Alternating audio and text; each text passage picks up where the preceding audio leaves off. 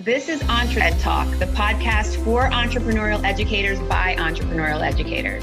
We are your hosts, Toi Hirschman and Amber Ravenscroft. This podcast is created by the National Consortium for Entrepreneurship Education, or EntreEd for short. Welcome back, friends, to the EntreEd Talk podcast. We're so excited to have our good friend Doan Winkel with us today. Full disclosure, I'm a big fan, so this is extra special for me. Doan is the John J. Call Senior Chair in Entrepreneurship and the Director of the Muldoon Center for Entrepreneurship at Carroll University, where he leads the entrepreneurship program that focuses on truly experiential education, on women's entrepreneurship, and on social innovation. He is a co-founder of the Experiential Entrepreneurship Curriculum and currently serves on the board of directors of the United States Association for Small Business and Entrepreneurship, or USASBE. Doan is also a contributing editor for the Entrepreneurship Education and Pedagogy Journal. And when not working, he enjoys traveling or hanging with his wife and teenage son and 2 chocolate labs. Awesome. Yes. Welcome, Doan. Thank you so much for being with us today. Yeah, thank you for having me. I appreciate the time. This is very exciting. We're glad to have you. I should also preface that I follow you on all social media, and I'm also a big fan. I just didn't want to be weird, but Toi opened up that door for me. So. No worries. I appreciate it. I have a lot of fun on social media, maybe too much sometimes. I may or may not have a Doan Winkel t-shirt. I'm just saying. It's a little scary, but maybe in a cool way. Hey, so Doan, before we begin, can you kind of give us a little walkthrough? Tell us a little about your own personal entrepreneurship journey and how you got to where you are today. Sure. So without going too far back, I grew up in a house where my father was a mathematics educator at really kind of high-end engineering school for about 20 years, and then also at West Point for about 20 years. And he just took a very different approach in how you educate students and what education should be and how it should feel. And then he also had a perspective that, the school he was at the time was all male. And so he thought, hey, there's this other half of the population who could add value to this community and who also could take advantage of engineering and math and STEM and all this stuff. And he fought for a long time to get women admitted to this school, which didn't happen while he was there. And so I tell people he kind of left that school and went to West Point because it was less conservative, which is scary. Right. So that's the sort of the house I grew up in. Was education's valuable, but when you're learning, you should be learning things and understanding why it's important you learn it and how to apply it. And so, I had that upbringing, and then I've also always been a little bit of the sort of typical hustler kid, right? Always had things going on and stumbled my way to entrepreneurship at an older age, and then just loved education, loved entrepreneurship, and loved the possibilities that it can open up for young people to create the career path that makes the most sense for them. So it really just all kind of fit, and I've been having a ball for a good long time. I love that. And you are like just revolutionizing how people really teach entrepreneurship. And I know Toi's a huge fan. We've used a lot of your resources. So could you dive a little bit of it into like, how are you rethinking traditional entrepreneurship programs and courses? Yeah. So, it's a newer, when it comes to academia, it's a newer discipline, right? It's still kind of old, but compared to, philosophy or management, it's a little newer. And so there's a lot of people still trying to figure things out and testing things and all this. And I just look at it to say, again, it's an applied thing. So if students are going to be learning what entrepreneurship is and how to practice entrepreneurship, they should actually have to do it. And they should learn the skills that people use to start and grow businesses, not because that's what they're going to do, but because it's the way that people create value for other people. And so, very few young people are going to go out and start a business, certainly right out of college, if ever. And so to teach them and train them to go start a business, I think in some ways is dangerous. And dangerous because also the other side of it is that I'm a parent, so I put myself in this bucket, but as a parent and as an educator, a lot of us aren't willing to give good, honest, harsh, critical feedback to young people. And so if we're setting them up to start a business and we're not giving them the feedback, we're encouraging them to start bad businesses, right? And that's just a bad idea, I think, and a dangerous idea. And so the way I look at it is to say, I'm going to teach you these skills. I'm going to teach you how to identify opportunities, how to evaluate ideas, how to find the right customers and interview customers, how to build prototypes, how to pitch, tell stories, public speaking, all these kind of things, which are the skills that an entrepreneur needs, are what you can use to create value for the company or the organization that you're going to go work for and be a part of. And it works in corporate businesses, small businesses, community businesses, in your church, in your volunteer organization. Like, it's just, these are good lifelong habits and skills to learn. So I like to make it a little bit scary, right? Like, the learning doesn't necessarily happen in a classroom. And oftentimes it's a bad place for the learning to happen because it's just not real and it's in a bubble. And when you're in a classroom, students are used to a certain routine and a certain relationship with a teacher and the surroundings. And so they go to old habits and old ways of learning. But I think they should get out of the classroom and they should try these things in reality and learn and fail and figure it out. And as is my nature, I look at something and I say, okay, how could this be better? Not that it is broken or it is wrong or anything, but I just think there's ways to improve everything. So I look at education and I go, how can it be better? And I try things out. And sometimes it works and sometimes it doesn't. But when it doesn't, I learn from it.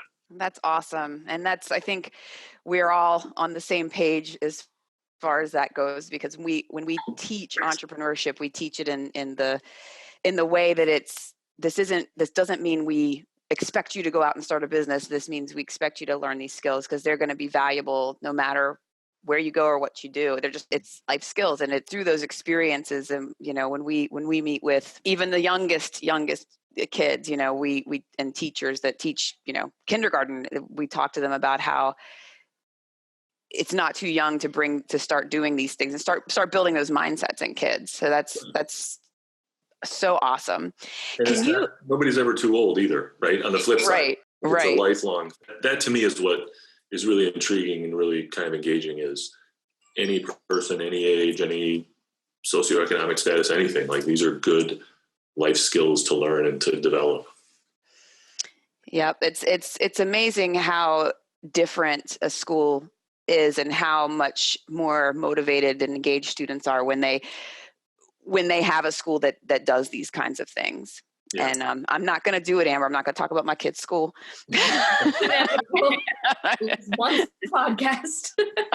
If my kid's principal ever listens to the podcast, I'm in big trouble. We're going to be shut down real quick. I'm going to be moving to another district.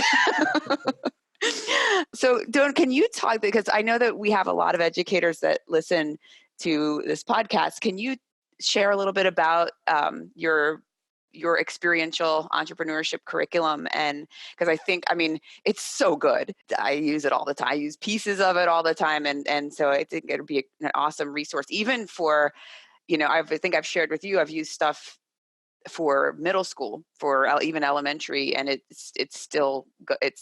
works at all levels. So if you could talk a little bit about that, I think that our audience would appreciate that. Sure. Yeah. And so there's really kind of two resources I can, if you don't mind me doing a shameless plug. Go for all it. The shameless plugs, please. There's a blog where we just sort of share things openly, right? And that's the teachingentrepreneurship.org. And we share lesson plans, and, when we're trying to test things out, a lot of times we'll use that to put it out there and get feedback and, help people do what they want to do better. And usually what they want to do is teach experientially. And that's a difficult thing to do, right? And especially in higher ed anyway, in college level, we typically aren't trained to do that, right? We're trained to research, not teach. And so we come into this teaching thing and we're like, well, I don't know what I'm doing. I don't know how to do this, and so we want to give people resources to do that. So there's the blog that has a lot of just fun kind of stuff. Then there's the actual curriculum that myself and Justin Wilcox and Federico Romano have kind of built and are currently building. And we drink our own Kool-Aid, right? And so we build this thing, and we've been getting it in the hands of educators for a number of years now, but we're constantly changing it, and we're constantly getting feedback from both the educators and the students for what's working, what's not working, how could it be better, what's missing, is this too much, too little, whatever the case might be. And then we just keep consistently updating the curriculum. And it really, again, it walks somebody through, we basically sell it into higher ed. So I mean, it's a semester kind of product. It really is, again, let's get you working on an idea that matters to you, that's meaningful to you. And then let's teach you essentially customer discovery, customer interviewing, whatever, customer development, whatever buzzword you want to slap on there. But how do you find the right customers, and how do you get information, valuable information from the right customers, and what do you do with that information to make decisions about a solution that you want to build to solve problems for somebody. And it really is all about that problem-solving mentality, understanding somebody's problem, and then building a solution for that problem that is going to be better than what they're using today to solve that problem. And so it gets into some prototyping and that kind of thing, and some financial projections, right? It doesn't go deep into sort of more of the hard skills. It's really more of these, entrepreneurial skills. But it's a very dynamic thing.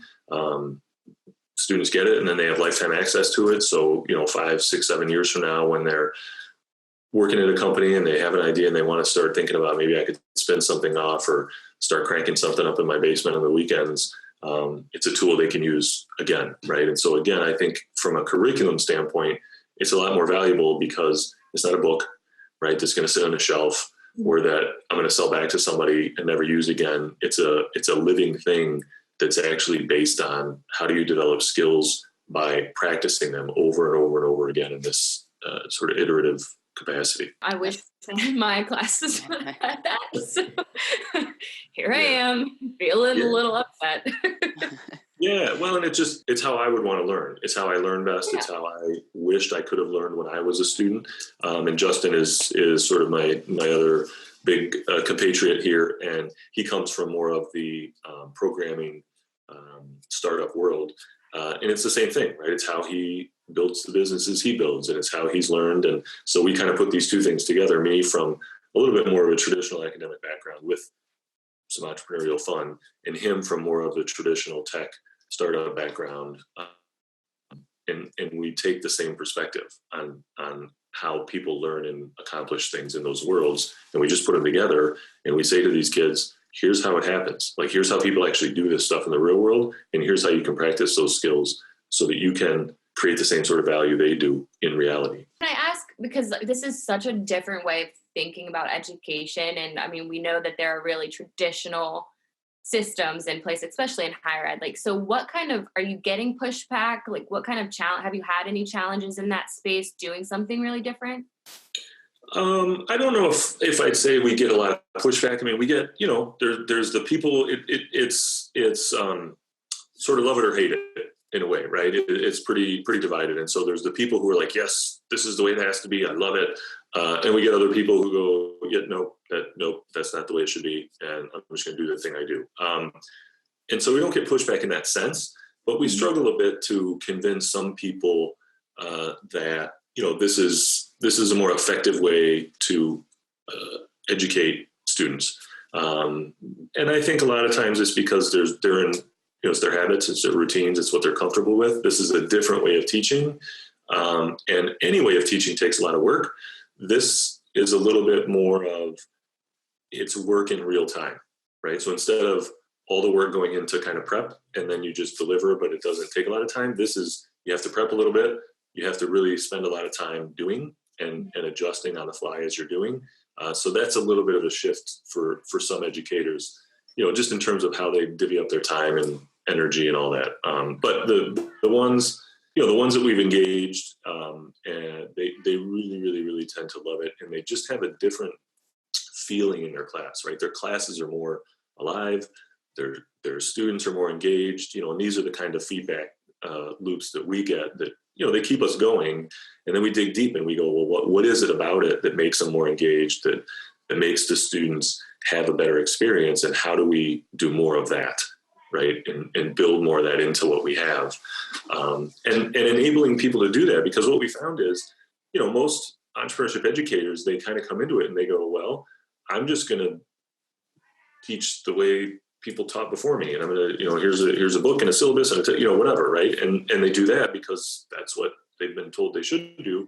or they think, I don't want to do it that way, but I don't know what else is out there. And so I kind of cobble and piece together my own stuff, this and a little bit of this. And, that's not the most effective thing either, because it doesn't weave together, right? There isn't a curriculum per se. It's just a hodgepodge of books and articles and exercises and whatever. And so we just kind of looked at it and said, there's a space for this where we can create a product that gives an educator everything they need to deliver this experience to these students that obviously I'm biased, but I think is a phenomenal experience. Toi, I'm sorry, I'm asking so many questions. I apologize, but I have one, because this is like the bane of our existence is we talked about a lot about this in the last podcast, like assessment, like how are you tracking?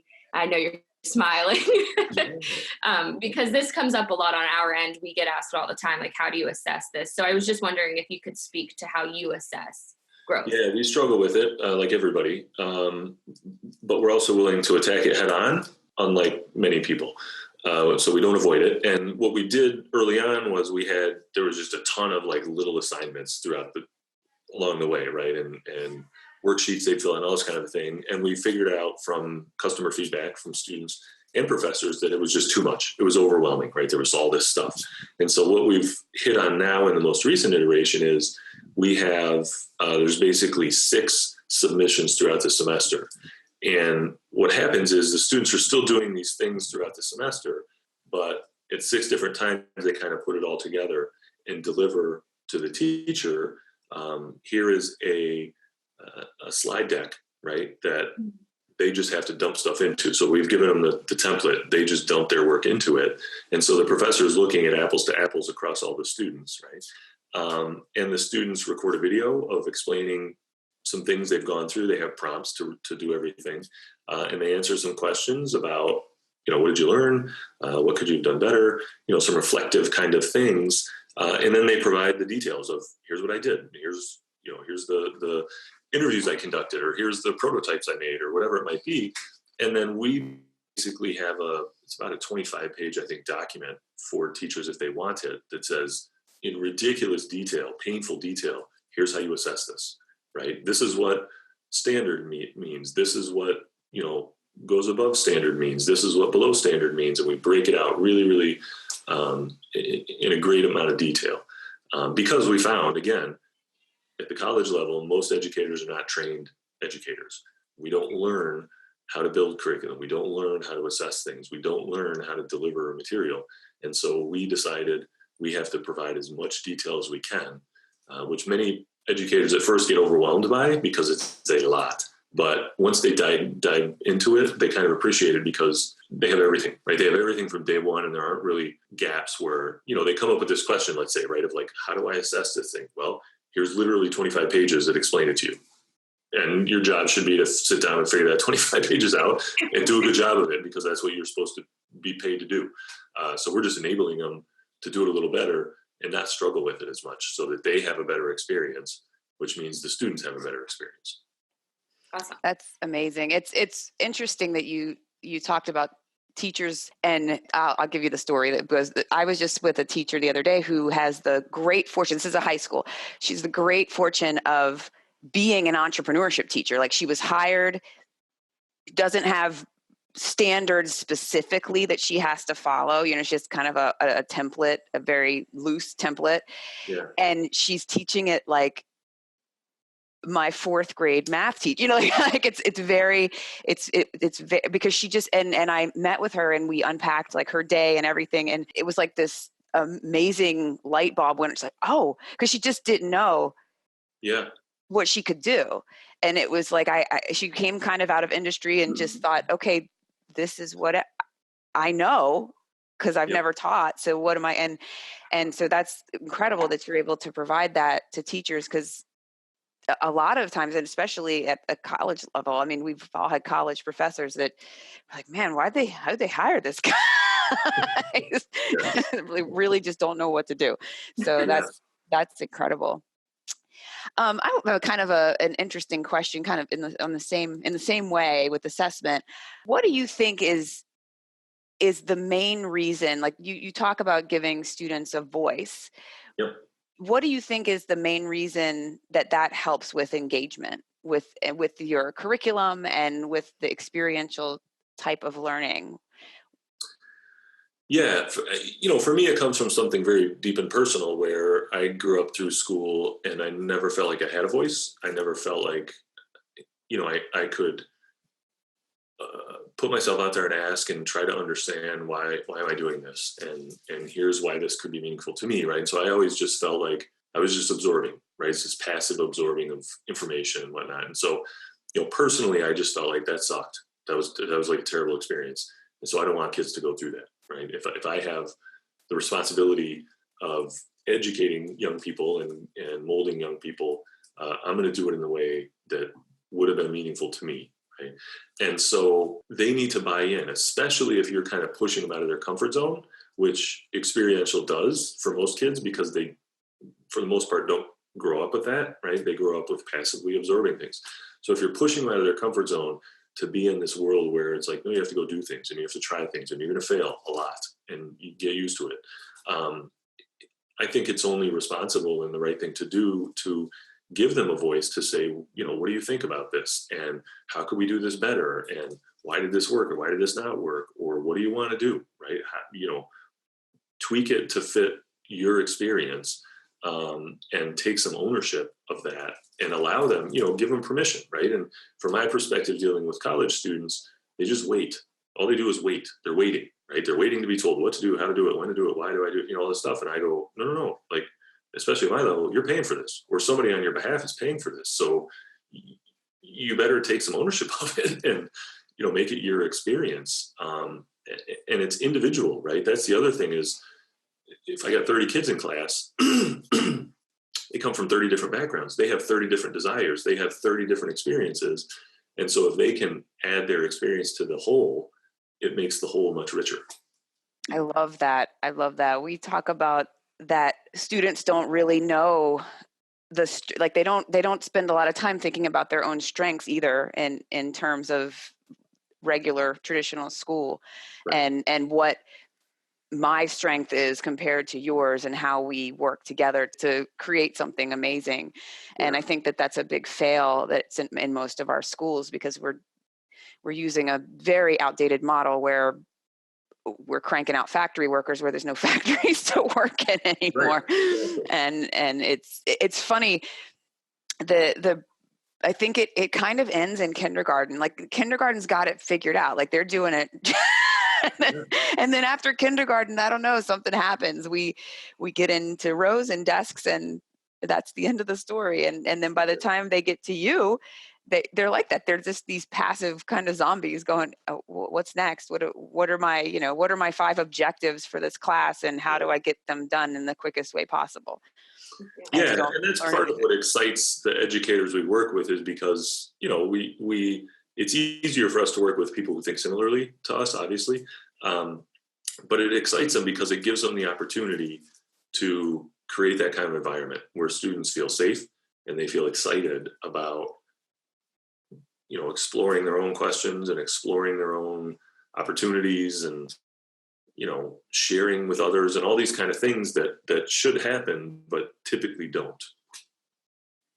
Can I ask a question? Can you, do you have an example of this stellar student that stood out, that really transformed how they thought through I always like to hear examples of, maybe it's a non-traditional student that you wouldn't think would do well, and then they come up with this crazy cool idea. So do you have any that stand out from your experiences that would be a good example for our educators listening to kind of see what this looks like? Yeah, there's been a couple along the way that stand out where, they've come in and they're obviously brilliant, bright students, right? These are the 4.0 kids, and they got their planner that's 14 different colors and everything's, they got all the skills, right, to succeed in this factory model of education, because they've developed good habits, and they come in and they really struggle a little bit with my approach to it, because I basically am you need to leave that planner at the door and throw all that other stuff out and start over. The light bulb comes on. They start becoming really, really curious, and they start asking their own questions about, oh, well, I've always wanted to do this, right? Or I've always been interested in fishing, whatever, right? They have something they're passionate about, and they just have never been able to explore that in the context of education. And here I am saying, that's exactly what you need to do. And so what happens is they get engaged and they start showing up to office hours and they start emailing and texting me at all hours of the night with ideas. And they start telling me, right, I had a kid the other day in class who he comes up after class and he's like, hey, I'm really sorry. I've been on my phone a lot during class. And he's like, I just want to explain it, right? And I go, I don't care. Like, you got to pay to be here. If you want to sit in your phone, whatever, right? As long as you're not bothering the class, I don't really care. And he's like, no. He goes, look, I'm on my phone because I just made $1,800 during class, right? So he goes, I'm doing what you want me to do, right? And I go, thumbs up, you get an A, right? I mean, like, that's exactly what I'm talking about. But here's a kid who is very successful in metrics, right? But he still comes to class. And he comes to class because he knows if I come to class and I participate in this experience, I'm going to be able to do what I'm doing even better. And I can tweak it, right? Because he's making a lot of money, but he's also starting to figure out that's not really what it's about. Do I enjoy what I'm doing? Is it meaningful what I'm doing? And he's kind of going, no, it isn't. I make money so I can pay some bills, but it's not really what I'm like all in about. And so he started to also then question, well, okay, so how do I put that on the shelf and turn to do this other thing, or something else I'm passionate about? And there's a number of students that I run across like that, right? Where they come in and they're just sort of, they're smart zombies, right? They're very accomplished intellectual zombies, but they kind of open up and they start to share and start to be comfortable with, this is the thing I want to do. Whether it's, I had a kid who ran a business breeding snakes, right? And a kid who ran a business making fishing lures for bass fishing people, and a kid who runs landscaping businesses, and all different varieties of things. And they did it because they wanted it. They enjoyed it. And to me, it's like, check the box, right? That's what I'm all about. Breeding snakes. Yeah. Whoa, okay. Interesting. Yeah, he made a ton of money. Tons of money. Sure, yeah. It's a niche audience for sure. Yeah. Like snakes, right? And he enjoyed snakes or whatever. So he's like, here's snakes, and here's a gap in the market where not many people do that, and I can make a lot of money on it. And there we go. Let's go. No, I can't fault him at all. I mean, it's not my cup of tea, but by all means, run with it. Right. Well, I know if I want to buy a snake, it needs to be a KCK registered, purebred snake. Yes. Ooh, ugh. I don't like snakes. That's okay. We won't fault you for it, Toi. Oh, wow. It just goes to show you that having a compelling goal is so important.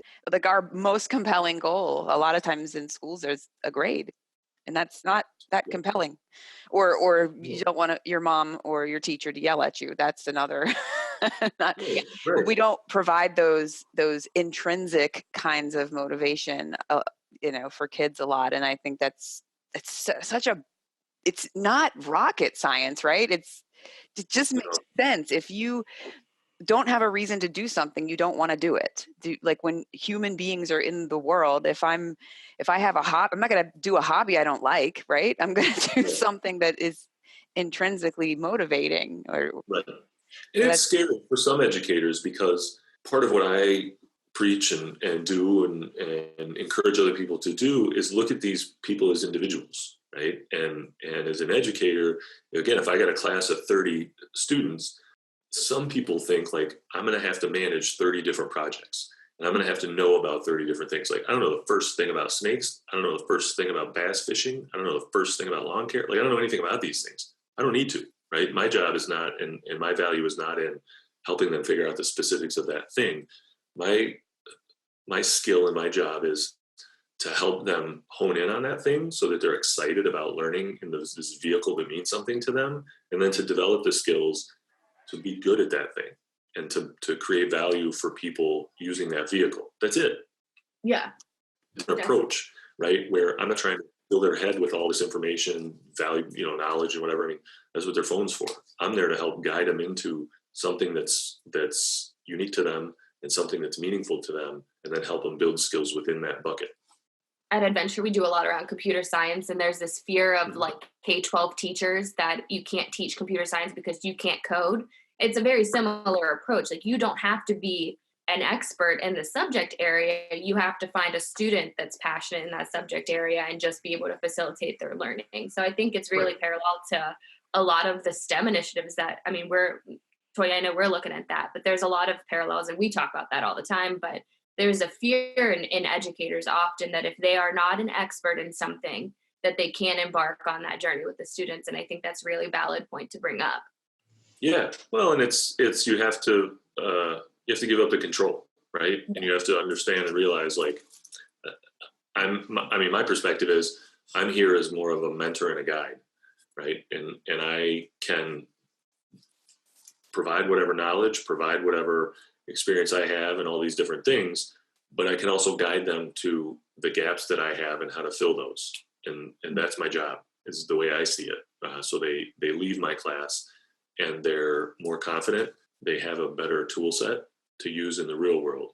If I can see that I'm doing that, then I think my job is done. That's so true that it is. It's about being comfortable with, I don't know sometimes. Yeah. I mean, because you're leading them down the path, but you don't know anything about snakes. You don't know, but right. That's a very tough hurdle for a lot of teachers. And I remember I taught an 8th grade class. I came out of industry and taught, so I knew nothing. And I remember the first day I said to the class, somebody asked me something and I said, I have no idea. And they were shocked. And I'm like, what do you mean you have no? I said, I have no idea. Let's go figure this out.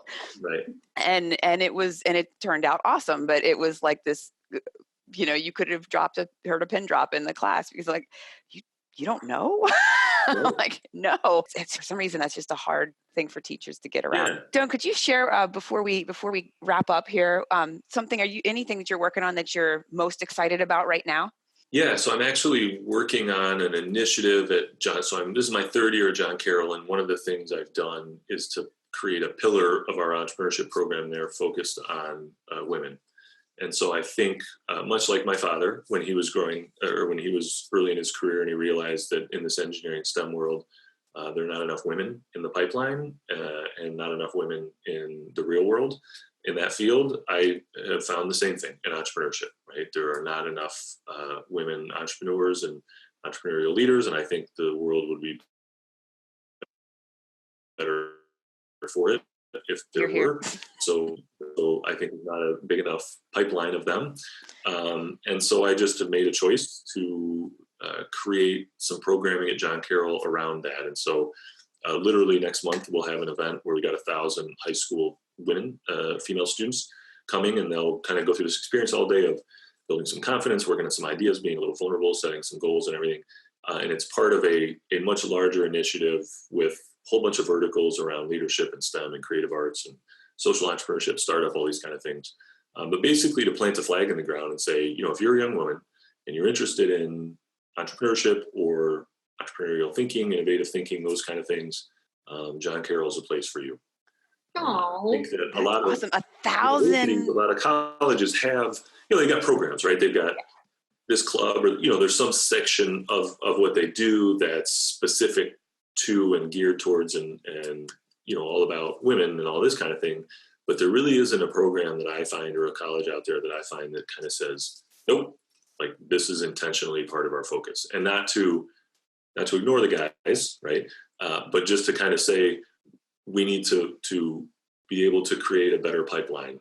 It's just something I feel very deeply personally, and it's a gap in the market. And so I'm trying to put a lot of time and resources into, how do I build these things? How do I build these programs? And it's interesting for me because I'm a 45-year-old dude who doesn't have a daughter. So this is a very strange world to me, dealing with, what kind of experiences and what kind of support and everything do high school girls need to kind of open up and explore these things. And so it's a good learning experience for me. But again, I think it's a really valuable thing that more people should put some time and energy into. I think we volunteer as tribute if you ever need anybody to help you.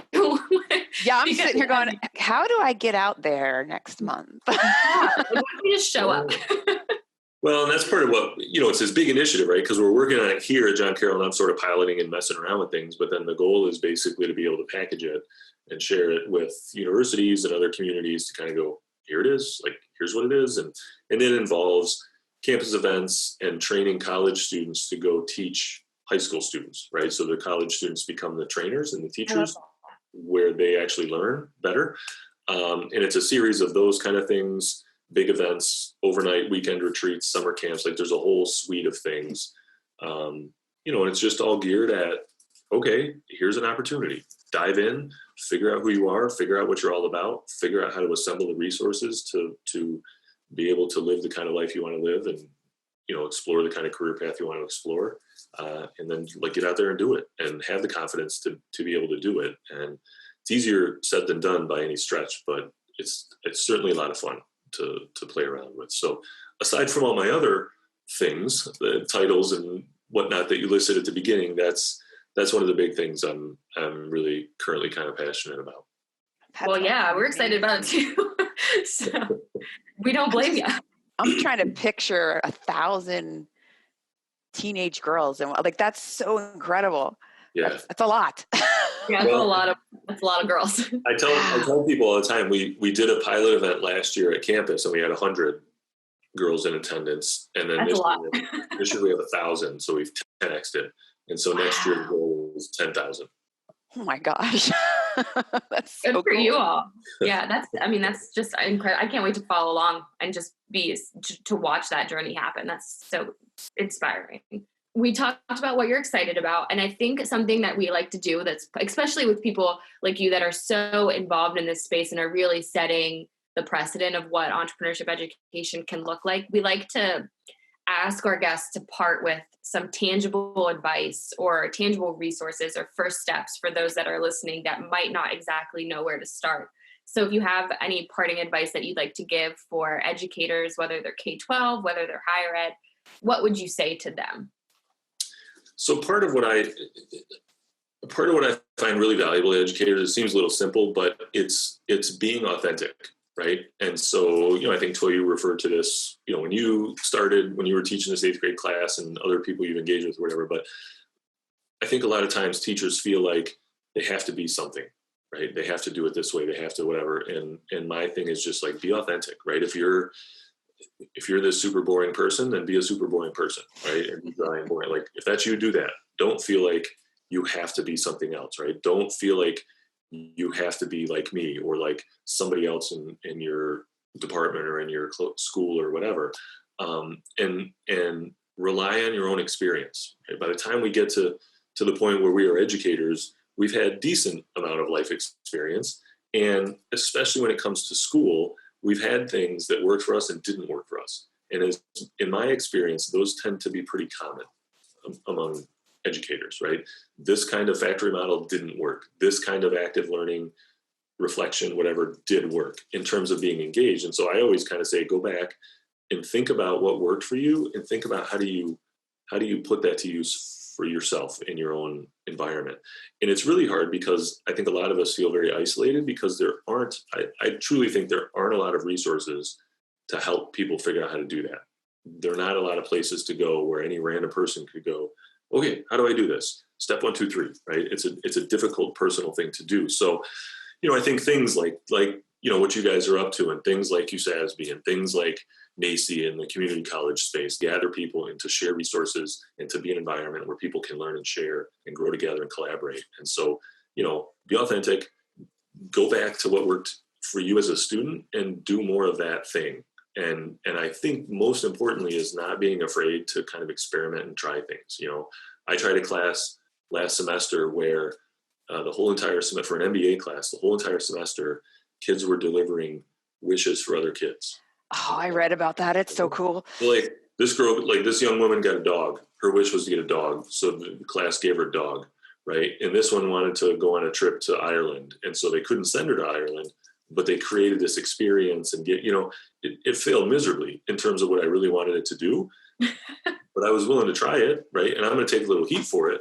But I'm willing to try it and I'm willing to think it through and go, okay, why didn't it work? And how could I adjust it next time? And so I think just not being afraid to try some things and put yourself out there. And, I think I've been successful and because I've been willing to put things out there, because I've been willing to share And then other people give me feedback, right? Oh, I tried this, you should try this. Or they ask me good questions and they be curious about it. And it helps me to learn when I have to explain it to other people. So I love doing stuff like this because it helps me to reflect and think through why I do what I do and how I do what I do. And that just helps me to be better. So it's valuable, hopefully valuable for people who see it, but it's also very valuable for me because I get a chance to kind of reflect on it. That's perfect. That's awesome. We do have a hard time being authentic a lot of times as educators. And I remember my first NACE thing that I ever went to, and I was sitting in the room listening and talking to all these people. And I thought, oh my gosh, I'm not crazy. I just wasn't around people that understood me. Right. You know, and it's just and it's a confidence thing. Same with our kids, right? It's like they don't have the confidence oftentimes to go do their own thing, and we don't have the confidence to go do what we think we should do or to try what we think we should try. And so that's why these communities are really helpful, because it puts you in contact with other people, and it just helps you with your confidence to kind of put yourself out there. And oftentimes it's just dipping your toes in the water. That's part of why we do the blog, because we kind of go, look, you may not want to buy into a whole entire curriculum. That's a big step to take. But like, you could do this on Tuesday. Like, here's something you can do on Tuesday. Try it out. See how it feels. Ask your students, how did it go compared to how everything else has been? Like, how did Tuesday go? And usually what you'll find is the kids go, that was kind of cool. Like, I liked it, right? Or it was different or whatever. And so it's really kind of just dipping your toes in the water and finding some of those resources through, there's our blog, the journal you talked about. There's these things out there that kind of say, here's an exercise. And so oftentimes that's a good way to start, is just to say, here's one small thing I could try to see how it feels. And then you share it and you learn and you try it again and you try it again. And then before you know it, you're like, well, I'm just going to throw everything out and start from scratch and do it the right way. That's so true. Amber and I have kind of we developed it like right off the bat, the just do one thing kind of spiel that we give when we're introducing teachers. We're not asking you to completely wipe out what you're doing, but just try one thing. And then we usually point them to your website so they can figure out what that is. But a good pipeline going. But yeah, it's so true, because it's so hard for us to be vulnerable the first time, you know, but then once you do it, then you're like, oh, that didn't sting. That was pretty awesome. And then I'll do something else. So that's such a huge concept for teachers and for educators. Amazing. Yeah. So I think we have to wrap up. So at the end, we like to have our awesome guests share how other people can others get in touch with you, find you, hunt you down, ask you questions, that kind of stuff. What's a good way? So there's the standard email right through John Carroll. It's DWINKEL@jcu.edu is the email. I tend to be more active on Facebook and a little bit on Twitter more than other social medias. So, people can find me there. And then also through the teachingentrepreneur.org blog, people can kind of find us there and engage with us there. Those are usually the standard ways, right? And if people are interested, USASB is, like you said, is an organization I'm on the board of and been a part of for many years. We have an annual conference in January. It's usually in a warm weather climate, so that seems to be attractive to people. But it's a gathering of just hundreds of like me who are curious and exploring and willing to share what they do a little differently in classes and in research, all that kind of thing. So again, I'm biased to that community because I've been a part of it, but I found a ton of value and gained a ton of confidence engaging with it. So that's another organization that is out there and available for people as a resource. But I'm always very open to share. I get myself in trouble sometimes because I don't have much of a filter, and if people ask me a question, I might answer it. But I'm always very willing to share and help other educators be confident as much as I can do that. So, open door. Awesome. Well, thank you so much for joining us today, and hopefully we'll do a part 2 at some point in the future. That would be incredible. But I know that our listeners love, to have your resources and to just learn about what you're doing and how they can do some things similar as well. So thank you so much for joining us. And Absolutely. Amber, do you have any parting words before we let Doan go? Yeah. Go to teachingentrpreneurship.org. That's It's my parting really- words. That's really all good. you need to know. Just go ahead and go there. Yeah, well, and I very much appreciate what you guys are doing. Again, I think the more that people can talk about this stuff and share about this stuff and learn each other, the better off we are. I think we sit in these silos and isolation too frequently. And so I think what you're doing and putting yourselves out there and being willing to share and talk to us, I think it's phenomenal. So Thanks. you're very welcome for being here, but also thank you for what you guys are doing. Oh, thank you. Thank you very much. All right. Well, thanks everybody. Thank you, Doan, and we will catch you all later.